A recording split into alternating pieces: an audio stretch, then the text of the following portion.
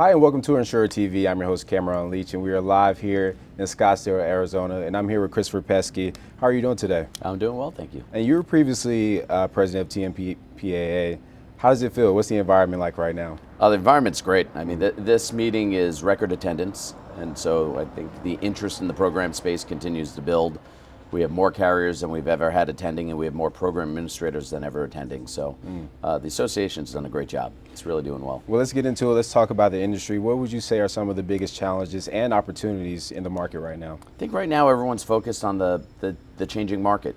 We've had a hard market for quite a while, kind of a market correction, which we all know comes to an end at some point, and we're kind of on the leading edge of that tipping point where the rates are starting to get a little pressured. I think you start to see the reinsurance renewals coming flat or even some slight decreases. And so it's the leading edge of trying to chase, maintaining profitability in a softening market is always a challenge. Some of the trends that you're seeing, how would you say that kind of steers the direction of what you guys are doing at 180 and the national program? The way we solve for that is really through diversification. I don't care how good of an operator you are, you can't have every program batting 1,000 all the time. And so we really try to maintain a diverse portfolio where the different product bases are peaking at different times. And when you look across that portfolio, our goal is to just maintain nice, steady, reliable growth and really try and take the highs and lows out of the volatility of the swinging markets. And we've been very successful with that. It's worked out quite well, actually. What would you say are some of the lows right now? How are you comforting some of your clients at the moment? The lows in terms of what products are struggling are the small casualty products, professional liability products are in a softening market. Work comp hasn't had a hard market in a long time. And so if you're a kind of a myopic program administrator that only has a few select programs and you happen to be in those spaces, you're going to be really struggling. But if you're diversified and you have property and you have large casualty, package programs in different industry segments, then you're going to see a smoother result. Let's talk artificial intelligence. AI has been such a buzzword for so many industries over the past year or so. How's that impacting business for 180, and how are you guys kind of getting ahead of the curve there? Yeah, listen, I think we're all eagerly anticipating the firestorm of AI, right? It's we've been talking about it for a while now. We're starting to see it in practical application. We as 180 are certainly utilizing it and looking at different platforms to help us be more efficient. And so I still think we're at the leading edge. We haven't been swept by AI. The fear of AI taking over is certainly not there. And I tend to be an optimist. I think AI is going to be enabling.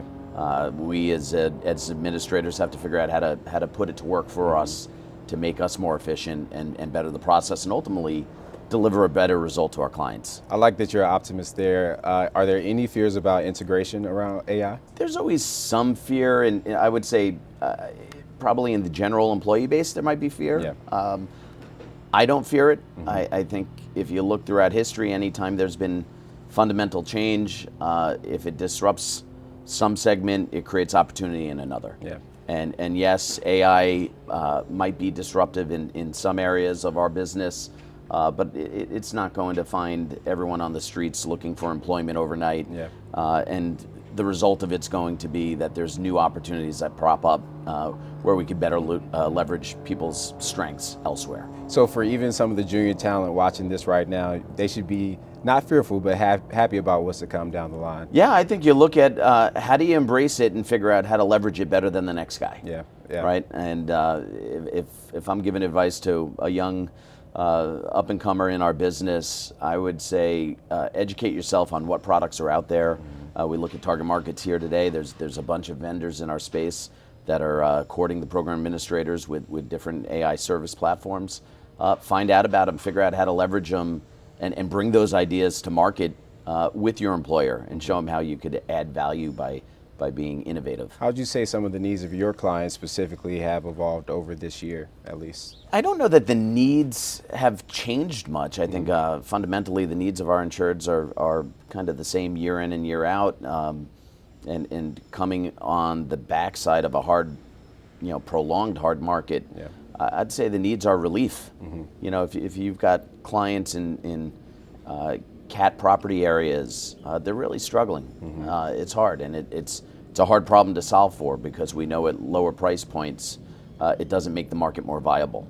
And so there really needs to be, I think, some institutional and governmental solutions brought to bear to make those problems solvable for our clients. Speaking of solutions, can you talk about some of the things that you guys are using to help educate your clients as well too? Yeah, we do our best to keep our clients abreast of what products are in the marketplace, how we could solve for them. We certainly are trying to be innovative, and I think that's part of the culture of 180 and bringing new products to market.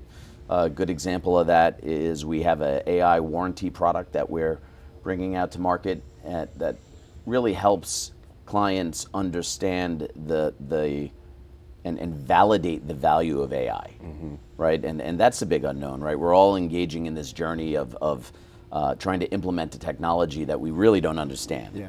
And we're taking, let's face it, there's a lot of salesmanship in these vendors and telling you what this platform's going to do. And so the product that we have actually warranties that the result of that product is what they claim it will be. And so when they say that there will be a 15% efficiency gain by implementing the product, it's warranting, after doing a very deep dive and due diligence on that product, it's going to warranty that result is obtained. And so it's, a great example of something new and innovative that you're not going to find elsewhere in the marketplace right now. What should the role of the program sector be in providing solutions to emerging risks out there? I think the program sector is the place to provide solutions, because we tend to be a lot more responsive to the market and responsive to change. Program administrators just tend to be more nimble and then I'd say traditional carrier created products. And so we can bring market to bear, products to bear in the market a lot quicker than a traditional carrier platform that's just doing through retail distribution. Chris, thank you so much for joining us here on Insurer TV. I'm sure our viewers will enjoy this one. Thanks for having me. I really appreciate the time. Of course, of course. Thank you. Right. Thank Cheers. you.